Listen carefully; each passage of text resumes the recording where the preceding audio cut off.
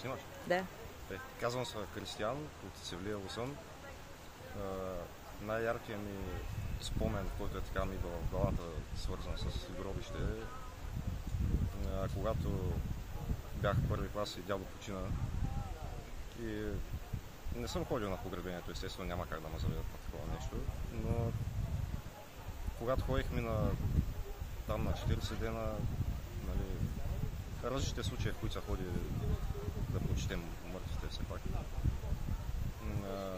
Прабаба ми, неговата майка, тя беше страшно горчена, естествено, няма как. Просто беше...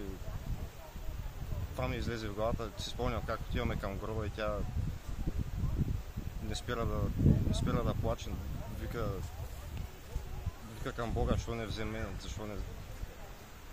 Да.